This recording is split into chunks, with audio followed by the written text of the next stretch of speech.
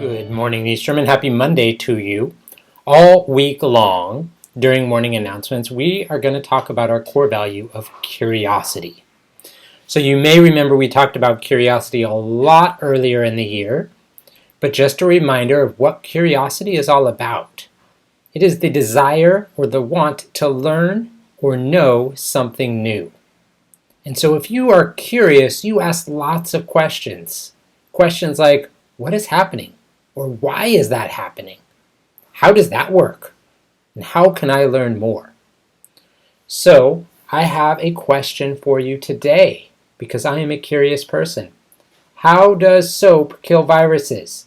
You, like me, probably hear over and over and over, wash your hands, wash your hands, wash your hands, because that is what we can do to stay safe as COVID is still around. And it's always good to wash hands, but especially in the middle of a pandemic. So how does soap kill a virus? Well, I was curious. So let's watch this video and find out. You know that the best way to prevent the spread of coronavirus is to wash your hands. Wash your hands. Wash your hands! But why?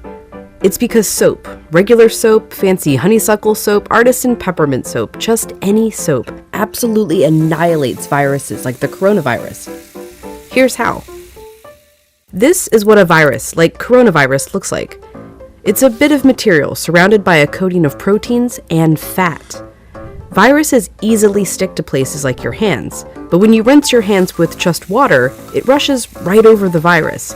That's because that layer of fat makes the virus behave kind of like a drop of oil.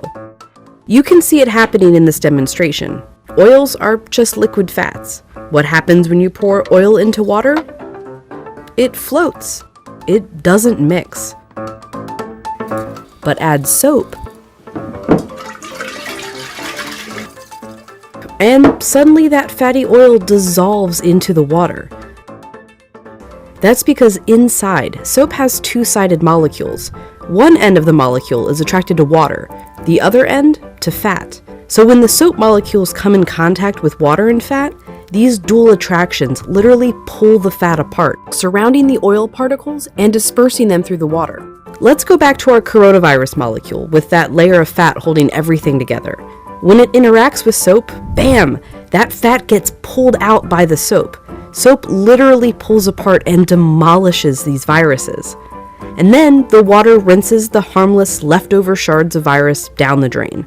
But, and you know where I'm going with this, it takes time for this effect to happen.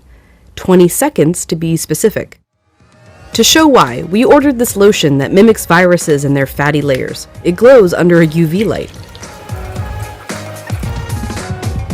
If you just rinse your hands under regular water, nothing comes off. If you wash with soap for just 5 seconds or 10 seconds, your hands are still covered. The virus is still there, able to get you and others sick. But 20 full seconds, now the soap is actually destroying the virus. Hand sanitizer works too because it's mostly alcohol, and alcohol works in a somewhat similar way to soap, breaking down that fatty layer. You need a high concentration of alcohol to make that work. The CDC recommends hand sanitizers with at least 60% alcohol. But even with 60% alcohol, the CDC recommends using soap if you can. If your hands are sweaty or dirty when you use the sanitizer, that can dilute it and diminish its effectiveness. As for soap, just any old soap works. You don't need soap marketed as antibacterial even. The FDA says skip it. There's no proof it's any more effective. Just be sure to wash your hands for 20 seconds. That's happy birthday twice.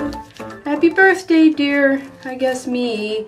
Or the chorus to Lizzo's Truth Hurts. Straight to my face. Or Prince. Raspberry beret. Or Eminem. Go, go, only got. Or even Dolly. Jolene, Jolene, Jolene. Just as long as it's 20 seconds. And you're using the ultimate virus annihilator, soap. Well, that was interesting, wasn't it? Let me tell you, the one thing that I'm going to remember from that is seeing the difference in the hands when they did that special lighting. The difference in the hands from when you rinse, wash for 5 seconds, and wash for longer. I gotta tell you, I'm gonna make sure I'm not just rinsing my hands anymore or giving them a quick wash, because you really could see the viruses that way. Good to know. So, as part of our Curiosity Challenge, our Curiosity Week, we also have a challenge for you today. Your challenge is to find materials around your house and build the tallest tower you can.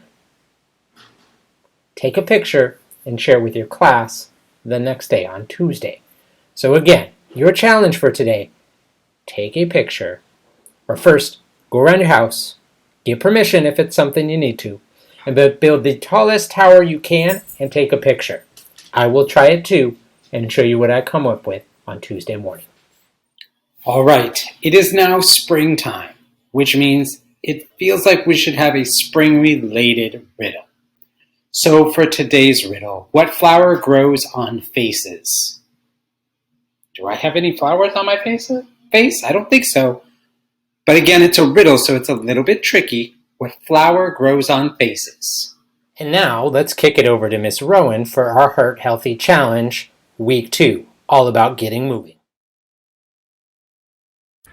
Welcome to the second week of our Kids Heart Challenge. This week we're going to focus on Dash, our friend who likes to move more. You'll be getting some ideas from your teachers this week, and I hope to hear your ideas by the end of the week as well as to how you get your exercise and have fun moving your bodies.